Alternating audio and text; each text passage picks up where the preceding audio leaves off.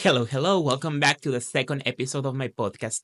In this occasion, this episode is going to be just an audio only episode because I have a very special guest. However, when we were doing the recording, we had certain restraints in order to be able to produce it. So it was only produced as an audio podcast. However, it's very, very interesting. So I hope you enjoy it. Hello, hello, welcome back to Retail Confessions to our second episode. I am Mr. Bla Bla and I am here with you as every week we talk and delve ourselves into the retail world. And today I am very glad that I have one particular guest that has lots of experience dealing with customers in very different aspects on her life. So please let's give a warm welcome to Tonette. Tonette, thanks for being here with me. Thank you very much. Happy to be here. Thank you so much for joining us to the podcast. So, before we start, we want to invite all of you to follow us through social media. And it's very, very important that you subscribe to this podcast. It doesn't matter if you're listening to us through Apple Music, Spotify, or whichever platform you are using to play this little show that we brought for you. But it's very important for you to subscribe so you get notified whenever we have a new release for all of you. So let's start talking to Ned. And first of all, I would like you to enlighten me with let's let's think about something. Like let's think about all the experience that you have with retail. Which one was the weirdest one that you can recall? Weirdest customer or coworker interaction? Well, let's do both. Sure. Let's see. We've had people in drive-through, for example. Tell us all about it because um, they recognized that I was a supervisor and wanted to get my attention, but I wasn't near the window. Hey, hey, I need to talk to you. Like, oh, hi, how can I help you? I just want to know if the pumpkin spice stuff is here yet. And it's on the way. We're not exactly at launch date, but if it was here, you would let me sample some, right? Oh, I'd be happy to let you try whatever flavors we have when it comes in. But if it was here and it wasn't there yet, you'd let me try some. Well, we don't have any to provide you. And meanwhile, right next to the window, we had the samples, and we weren't allowed to, share them with customers. But I said, if I did, I could try, but I would probably get in trouble. But oh, I understand. I understand. Thank you. And same customer, different time. Hey, this is a phone call, by the way. So okay. it's like, thank you for calling XYZ. What can I do for you? Hey, so I'm coming back from an appointment. It's me, it's me. No Like need, no that. need for an introduction because unironically we knew exactly who it was. So it's like, it's me. I'm coming back from an appointment. I need you to make me my drink. But I'll be there around 9:40. Then I'm like, hey, Jane. I'm gonna call her Jane. Jane Doe. Hey, Jane. We'll be happy to have your drink for you tomorrow. As you know, we do close at 9:30, and unfortunately, we wouldn't be able to wait for you at 9:40. Oh, but I'm coming back from. We'll see you tomorrow. That okay. See you tomorrow. So yeah, we have like interesting interactions that sometimes they feel entitled, but if you politely remind them I actually that want to get in depth on those two oh, situations because sure, let's you unpack actually it. Let's unpack it. yeah, it's there's lots to unpack in there. So first of Yes. all, sometimes customers do not realize that they are jeopardizing people's job with the request. Like for Mm-hmm. example, the girl asking you to give her samples of the pumpkin spice. So that's something that if it's not already out there and there's no like instructions from any corporate to start doing like trials and to give samples to customers, you could get in trouble because sometimes you are just learning the recipe and you are not up to the standard of what you are actually serving because they give you time to practice those things. Of course, yeah. So, but customers do not realize that. They just assume that you can do those exceptions for them. Right, especially if they feel like, Oh, but I'm a regular. I'm one of your favorites. In their own little world, they everything is just for them. So yeah, they don't seem to think that they're the exception to the rule, or they think they are the exception to the rule. Rather, yes. They feel so entitled. Yes, the entitlement is definitely there. And the second scenario, why will they assume that if you close at 9:30, you're going to wait for them with their drink to 9:40 p.m.? Well, not even to wait. Or it's like the drink will be, I'll stand outside holding it. No, it's like probably she would come in, or into drive and still, ask for the extra cold foam. And, there are people that are like, how you get these customers were like, oh, what time do you guys close? Oh, we're happy to help you. We just close in about 10 minutes. Great. And then they come in and then they take their time, or they come in right before close and then they stay after without a care in the world that, you need to close up, you need to count the tills, etc. So yeah, there's a lot of interesting people that kind of forget that the world doesn't revolve around them. Yeah, and also let's thinking through a managerial position of that store. Corporate will then go through you of why are you extending people? What are you doing overtime? Because all those things, if you were like doing that, will add up to overtime. And that's something that big companies do not want anyone to do. But sometimes regular people do not realize all those kind of things. Right. Yeah. Okay, so next topic. Which one is the most annoying phrase you have heard on the retail environment? And I have one. I'm going to share first mine. Ooh, I don't know if we're going to think of the same one, but you go ahead. Okay. So there's something that is really important, and I do believe, but there's a reason of why shampoo bottles come with instructions. And this, I say it because I actually learned it, as you already know by visiting the website of this podcast. I used to work for Walt Disney World in Orlando, Florida, in one of their theme parks, and the most annoying questions you could get into the quick service restaurants is, excuse me, where are the straws?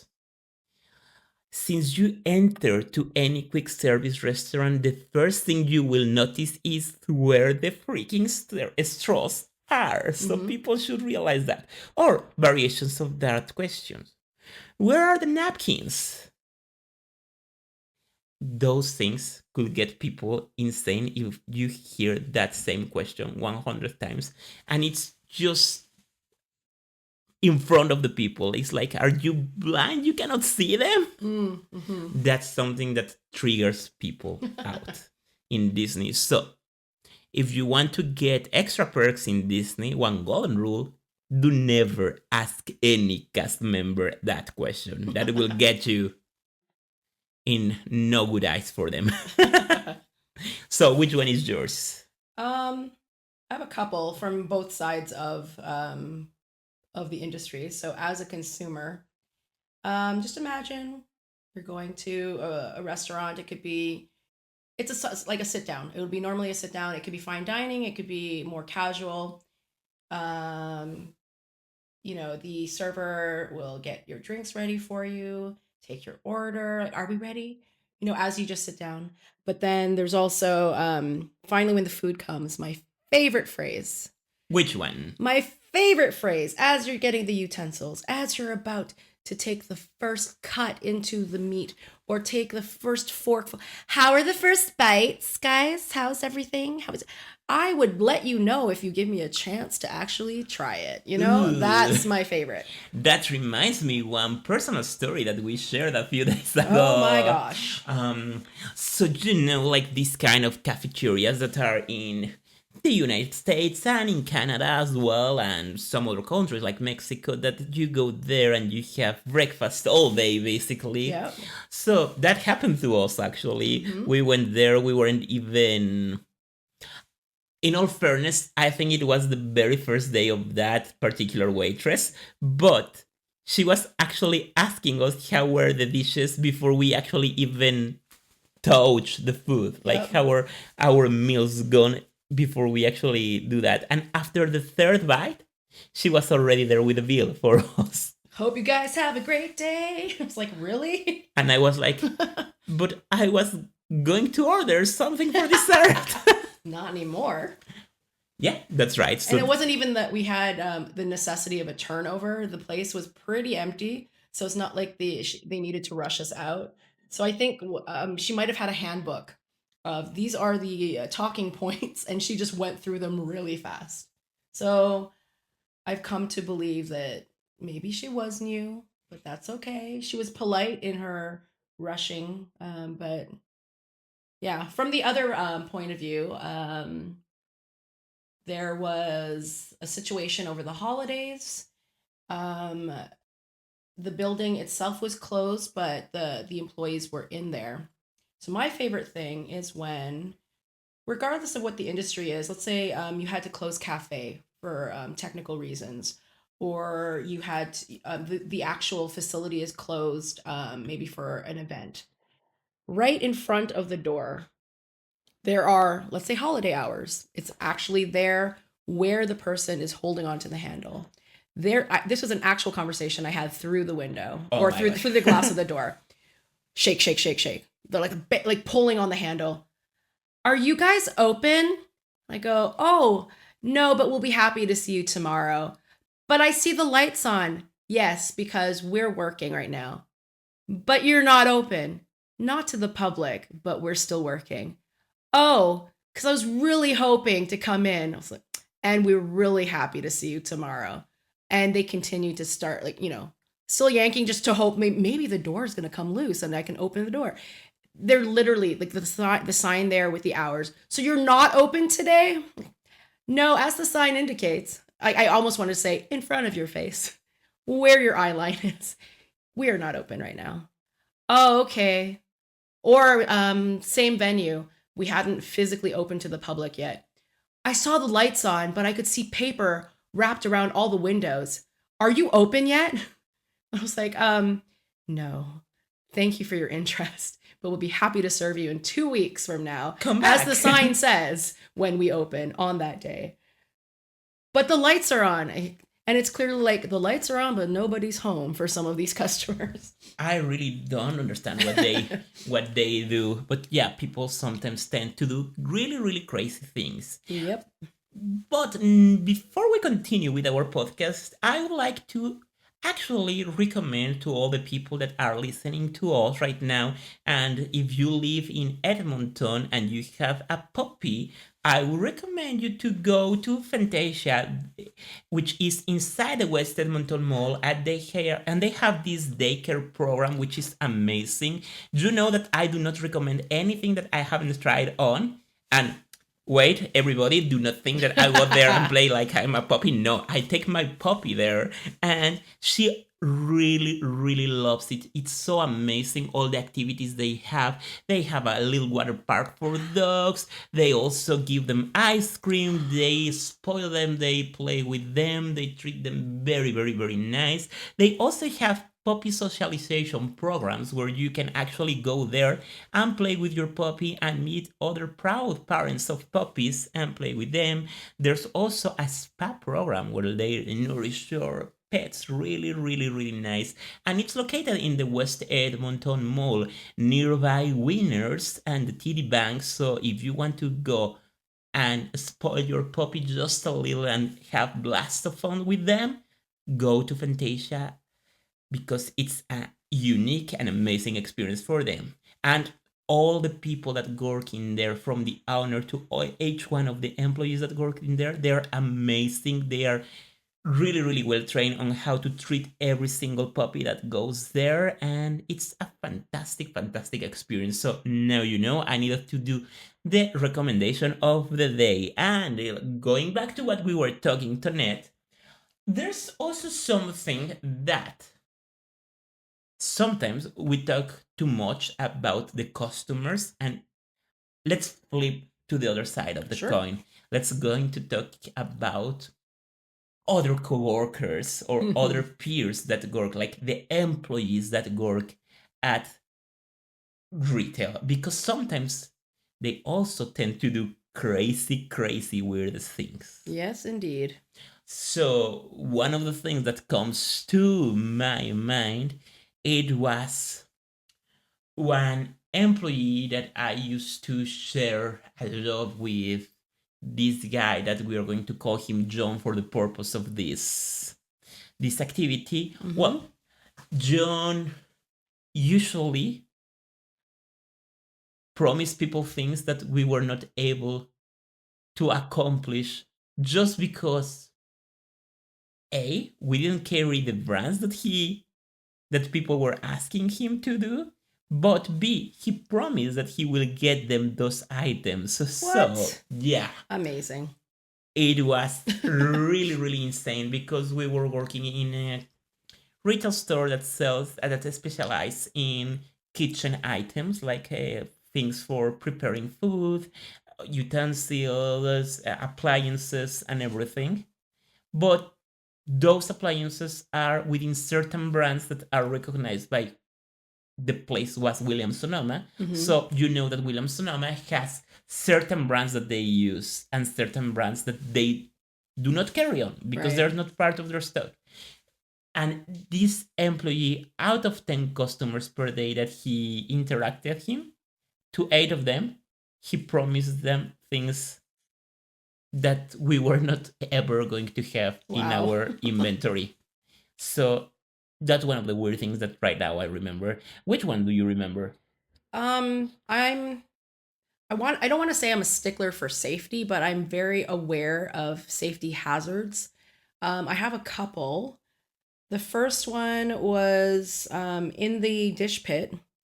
There'd be like a bunch of soapy suds filling one of the compartments in the sink. And sometimes people will just dump things in there to soak, and that's fine. But if there are things that require quick care and to be put away swiftly, that is something of utmost importance. And I'm glad I was the one that saw it, but it was very dangerous to the point where I was trying to reach in for something through the suds, and someone had dumped in a bread knife and the blade was sticking up, but it was in Ooh, between. It was in between things. Yeah, um, really, really dangerous. yeah. Potential accidents could happen there. And then that's where we started learning the phrase that common sense is not common to everyone, because Oh, the phrase is yeah. common sense is the less common of all senses. Yeah. Yes, and not everyone learns these things, and you can't. We were thinking that you can't use that phrase of, "Would you do this at home? Like, would you leave this place messy at home?" We don't know. Maybe they do. Maybe they do toss their knives in the sink, very carelessly. But things like that people don't, they're not mindful about, or they don't have that spatial awareness. In another job, there are people that don't fully, for example, open a ladder, let's say. Okay, so you open the ladder, you have to push down the safety bars so that it extends to the fullest. You'd have to put it on a level surface, and Yes. then you'd have what we call like a 3 point safety check. So you have your both feet on one of the rungs of the ladder, and then one of your hands ideally would be holding onto the ladder. So you have some stable, anchor to what you're doing. I walk into a warehouse one day, and the boxes that they're trying to lift are pretty dense. I would say maybe 30 pounds. They're small, but like densely packed. So they're on the heavier side. And you would think it was bad enough that someone's just going to be getting it from a high level. So I would say maybe higher than 6 feet off the ground, and then lowering it to somebody that's on the ground. But how the person did this, I cannot fathom why they chose to do it this way, because there was enough room to use the ladder as it was intended. So the ladder was not fully extended. So just imagine, the letter A, but not fully. So if a ladder would be fully extended, it was halfway there. There would be someone holding the ladder, but you can see it's Mm-hmm. rocking back and forth. The person on the ladder had one foot on one side and one foot over the top of it on the other side. And again, don't understand why they didn't just open the ladder properly. So the ladder's not fully operational, not properly balanced on a flat surface, and they're practically just balancing it as if they're on stilts while reaching over onto a higher level, getting a heavy box, and then trying to balance it as they reach down to give it to their coworker. And I said, absolutely not. Stop it. Stop what you're doing. Put that down. I had them stop and like completely get down. I had to show them how to use the ladder. And I'm not sure why that they chose to do it that way. And I'm not sure if we need to go back to the basics for some people, because honestly, I don't want to ever assume that they've used a ladder before, but for them to put themselves in that much danger without thinking, hey, I could hurt myself, or I'm almost 8 feet off the ground and this ladder is not supporting me. It's literally teetering back and forth.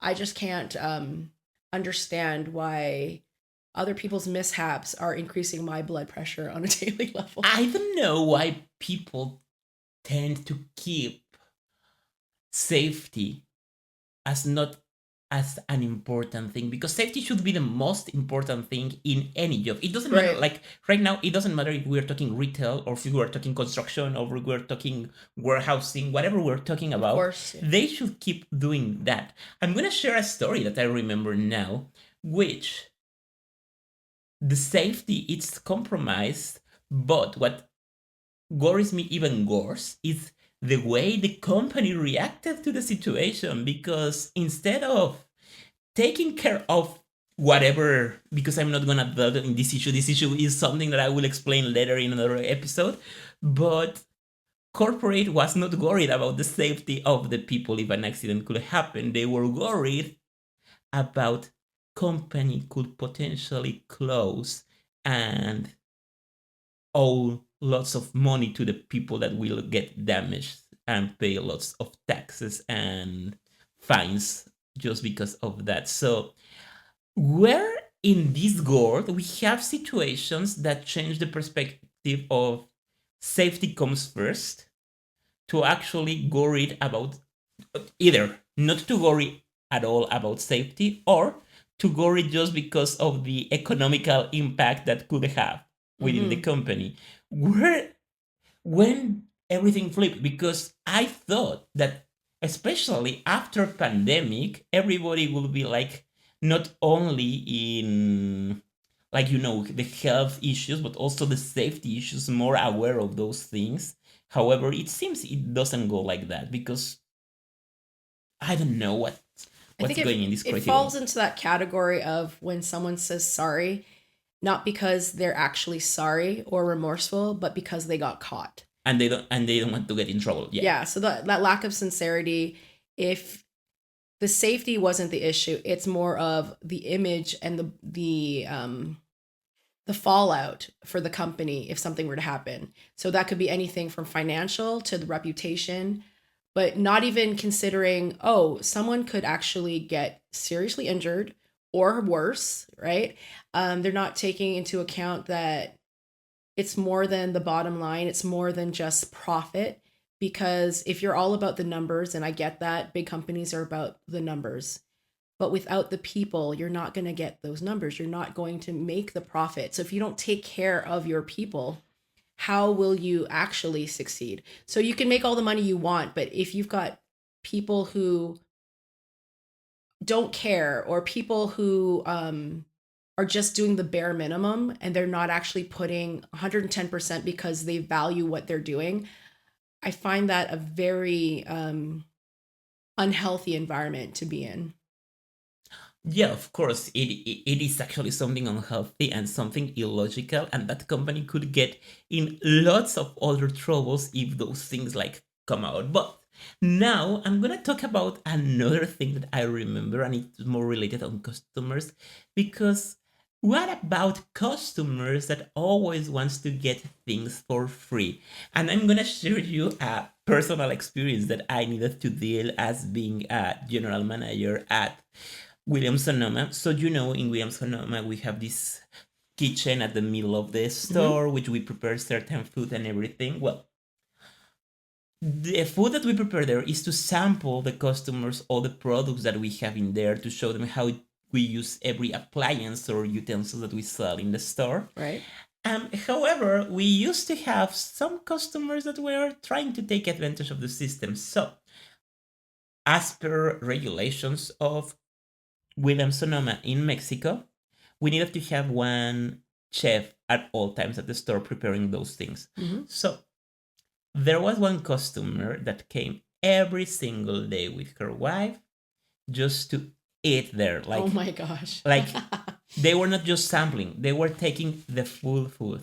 Oh my goodness. So we were told like we cannot actually let them go or ask them to go, but we can actually tell them that the samples are limited as 2 pieces by person. Well, I think that just because of self embarrassment of what they are like, to be embarrassed about what they are telling me, I will never go back to that store and did anything. Well, guess what? They came back, didn't they? They came back. Nice. And not only that, they came back with Tupperware because they wanted to take the food that the food that we were preparing were pizzas, and they were trying to get at least 2 full pizzas to go. For free. Sometimes you need to clarify, because when you said that there was a 2-piece limit per person, maybe they interpreted that 2 samples. Sorry, yes, no, we told them. No, so let's say 2 samples. Okay, but you didn't say we couldn't take the rest home, so that's why they came back with Tupperware. So you know what? You got to appreciate the hustle. I respect it. I don't agree with it, but that is very bold and brave. They're bold and brave. They are bold and brave. Yeah, but that actually got them banned from the store. And so let me correct myself. They're bold, they're brave, and they're banned. Yeah. So the triple B. Yeah, the effort was there. Yeah, that is right. Yeah, but I don't know why people keeps doing that. One of the other things that I will never ever understand is the guts of people asking you to lower the price. I don't know if you have seen that.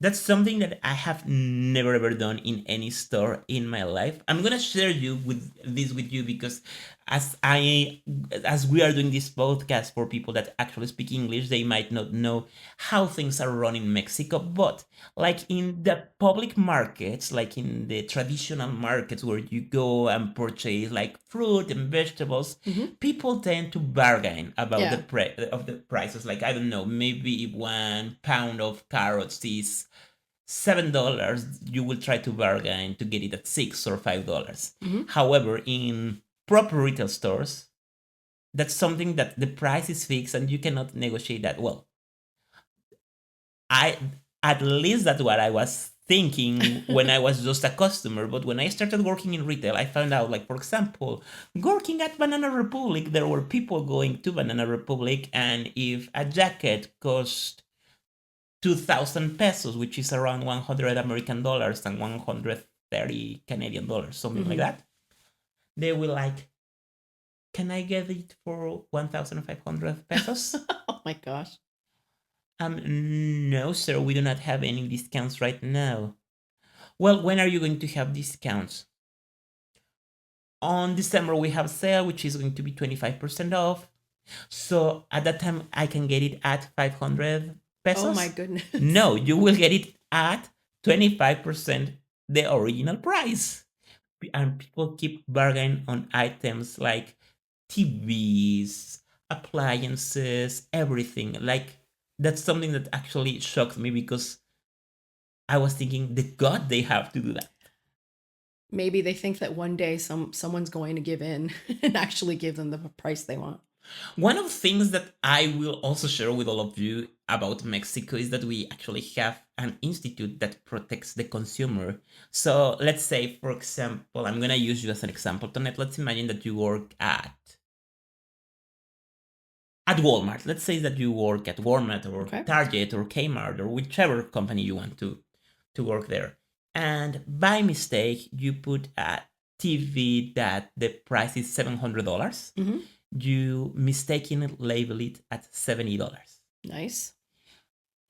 In Mexico, yeah, if they take a picture of that price, you need to honor that price to the customer. Wow.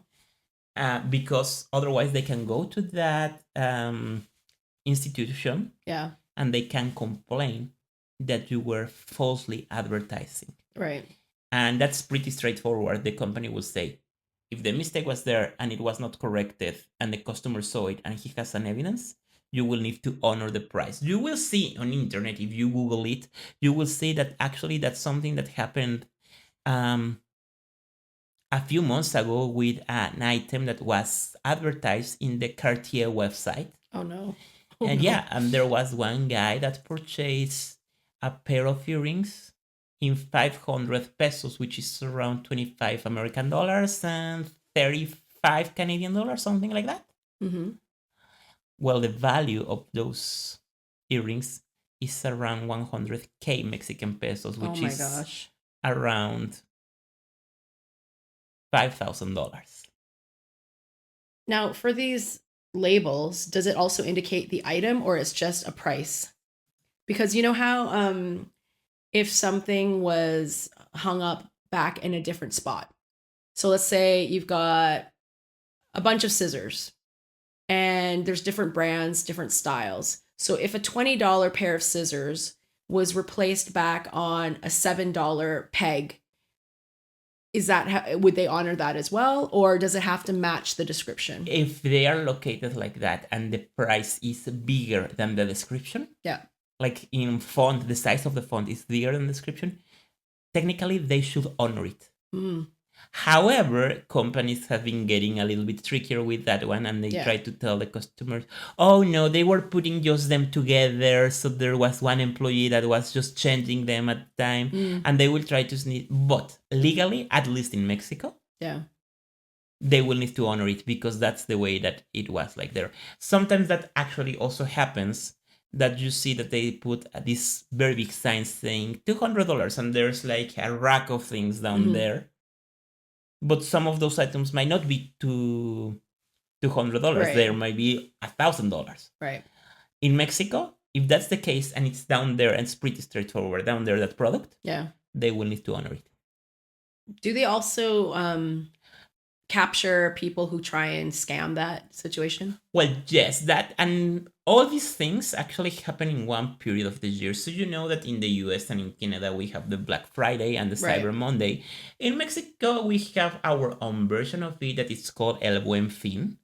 And there's like usually 3 types of items that people try to get advantage of these situations, which are TVs, Right.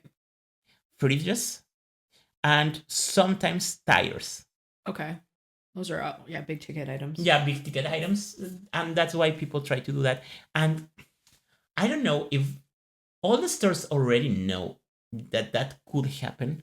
Why they don't triple check that they are putting the correct prices? Because I think every single year that El Buen Fin has been instituted, because that started around 2008, 2009, why they don't check for the prices to just make sure they don't make those kind of mistakes? Yeah.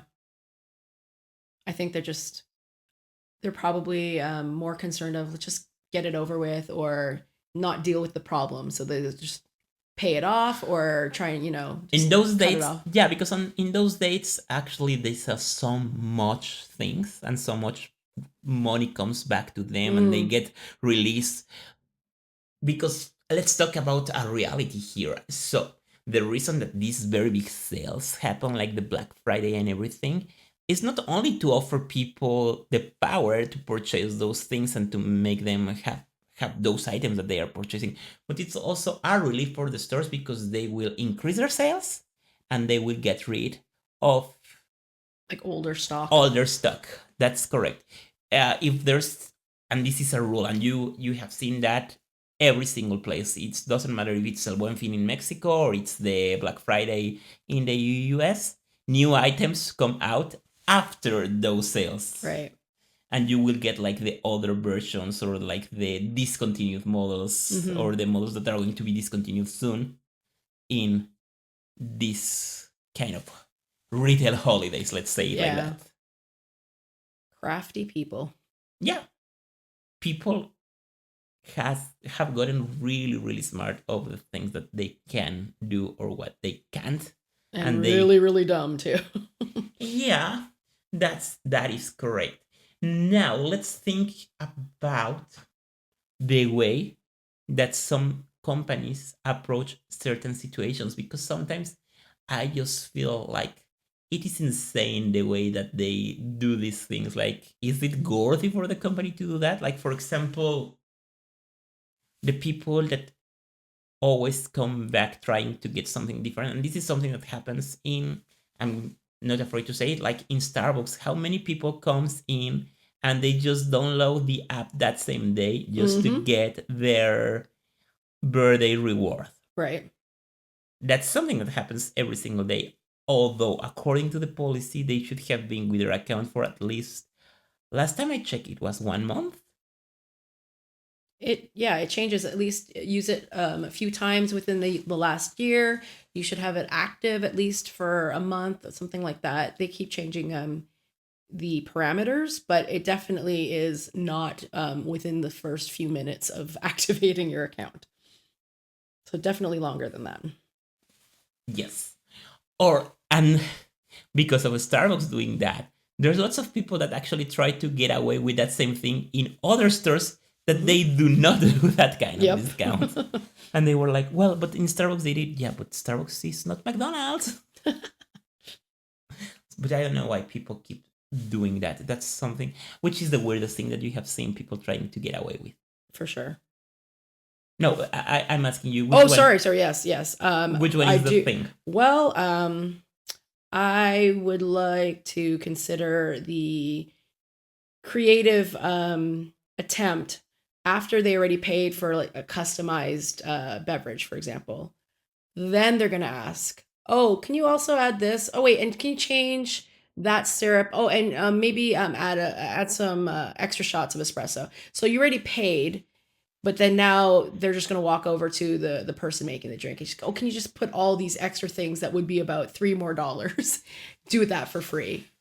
And they expect it to be done. Yeah. One of the things that I'm surprised here in Canada is, like, these kind of stores like Marshalls, Winners, TJ Maxx, all these companies that they actually do have return policies, which actually allows people to return things if they have the purchase ticket Mm-hmm. in the Christmas period, like in the holiday season, Mm-hmm. that they actually allow people to return items because, and this is something that I think most of people in Latin America and Spain and in Europe will know. In that season, whatever is discounted price, or this kind of stores that actually sells with more reasonable prices than the original retail stores, Mm-hmm. there's final sale. So there's no like any returns or anything. But here I have seen people actually returning things, like, just because they didn't remove the label. Um, Actually, when it comes to the holidays, I've noticed with Amazon and brick and mortar stores, they extend the return like to maybe January. So they're actually, That's also something that, I think the purpose there would probably be to as an incentive for people to buy more. So I think they're banking on the thought that perhaps the customer will buy more and just return what they don't want. So it's that excessive purchasing that will offset the return. So by giving them that, almost they might think that it's a perk or privilege. Ooh, you're going to extend my return window. Then they're going to start splurging more gifts for themselves, for their loved ones. And more often than not, a lot of those won't get returned. So I think by extending, it's probably like reverse psychology. It's a yes. marketing tactic to entice larger spending, I think. Yeah, that actually sounds quite accurate. That might be the reality. But one of the things that I also noticed here that is not that common is the installments at 0% interest, which is Yeah. something that we actually have in Mexico and most places in Latin America. They do, and in Spain they do have, like, if you want to purchase, let's say you go to Apple Store and you want to purchase the new iPhone or the new Mac, instead of paying it upfront either in cash or with your debit or credit card. You will purchase it with your credit card, but instead of paying in just one installment, you will pay in 12 or 24 or Mhm. whatever installment they offer at 0% interest. I think And that's something that is not actually in the Canadian or the American culture. in North America, I know they have things like Klarna and Afterpay. Which is something kind of similar, But then but I think there's a percentage, right? yeah, there's a fee. There's a percentage which is around 2 to 7%. I think the only ones that I remember growing up, I would see commercials for would be like Leon's and the Brick if you're going to buy furniture. I think they've done that with no interest for 15 months or something like that. Yeah, But not smaller items for sure. yeah, not smaller items, and also those stores like the Break and Leon's are way overpriced. So Yes. so that's also something that it's to take into consideration, because that's something that I would like to share. Like, for example, in Mexico, if the MacBook price, it's, I'm gonna say it in dollars, but if it's $1,200, they will honor that price and they will divide it in installments. So they won't go like Leon's, or Oh, nice. they won't overprice you, so you get like those. So what you're saying I need to go to Mexico to get some computers. Well, better installment plan. Yes and no, because believe me, even if you do the price exchange with the exchange rate and everything, to buy those kind of things is cheaper to buy them in Canada or in the US rather than in Mexico. In Mexico, the import fees. Fair. And also, the travel to get there. Yeah, right now with Donald Trump, we don't know what's going to happen with all those things, because thanks God we got the equipment on it for this podcast before that happened. And otherwise, we will be trying to. We won't be able to stream, actually. Well, don't worry, we're the 51st state, right? No. My condolences to the American public. I'm gonna say something really controversial, but if you actually want to have great retail and business insights, people should watch actually something that is related to Donald Trump, which is the TV series The Apprentice. The reality show. There's actually lots of things to learn about customer service and how to manage a business in that TV show. And I am actually considering to do that, to do as an extension of this podcast, to do rewatch podcast of The Apprentice. Yeah. That's something that we can do. React videos. Let's ask to the people that are kind enough to listen to this podcast. Are you interested in us doing that? If you are, we will do it for you, because that's actually something that is quite controversial, but in some things we cannot deny that, as crazy as he might be, in private property company business, he actually has made some things great, like for his own benefit, because he's the owner of those companies. But like, I'm not talking any of the politics, but like in business, he has made certain things that are, I mean, good. We might not be talking about America being great, but if you think about it, love him or hate him, the man is a 2-time president. So he did something right to get to where he is. So you got to give him credit in that sense. He's a marketing mogul. Yeah. He's a marketing genius. In that case, I actually can compare him with another person that that I actually have a whole other podcast where I talk about RuPaul's Drag Race. But same as RuPaul. RuPaul is also another marketing genius. But yeah, that's also something that we would like to know, if you want our opinion on that, because there's lots of things that people could learn about retail and business management and things like that. Definitely. So, Antonette, guess what? What? This podcast today has ended. Oh no. But we will be back very, very soon for all of you. Please leave us in the comments of whichever platform you are listening this podcast, all your opinions, all your thoughts, all the topics that you want us to talk about. We will do that, because Here we are to please you, the way that it should be in every single customer experience place that you go. Indeed. Thank you so much. I hope you listen us the next time. Goodbye. Bye.